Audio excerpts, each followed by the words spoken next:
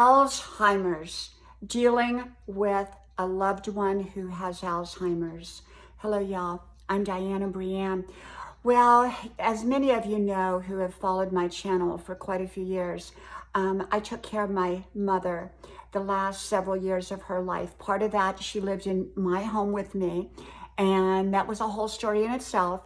And then at the end, she had to go to a nursing facility because she had tube feedings, and I couldn't leave the house otherwise because she was bedridden at that point.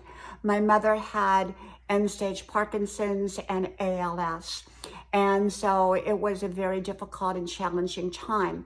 Leading up to all of that, my mother I would say the last year of her life began Alzheimer type dementia symptoms. Now, whether they were related in some way to the ALS and to the Parkinson's, they could have very well been. They may have not been straight Alzheimer's. And yet she was often very hysterical. Constantly, at the nursing home, she would just scream and holler. You could hear her from one end of the nursing home as you entered to the other. And it wasn't because she was in pain. She would just, that was what she was doing. And if you got too close to her, she would grab your hair and she would pull it. And it wasn't the mom I ever knew. It wasn't the mother I grew up with. It wasn't the mother that I loved. It wasn't the mother that I recognized. It was as if someone else had taken over her body, called Alzheimer's, dementia, Parkinson's, and ALS. And so it was a very challenging time. I went over every day and made sure and supervised my mom's care to make sure she was getting great care.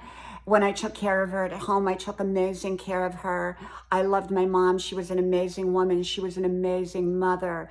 And so to give back to my mother at that period of her life was very important for all that she had done for me and loved me, and such an amazing, amazing mother.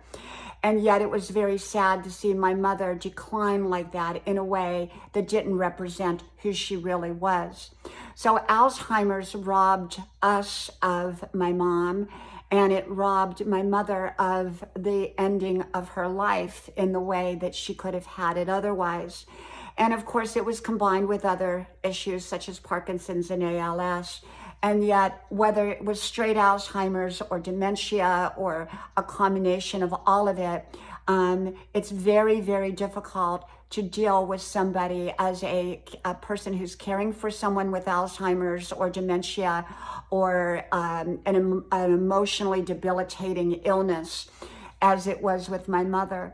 And, but yet it was so well worth it, because even my children grew from that experience, and they were small at the time, but they saw the way I took wonderful care of grandma, and they loved grandma, and they went to the nursing home with me and would sit on her bed before before the end time when she got hysterical. Then I didn't take them with me very often.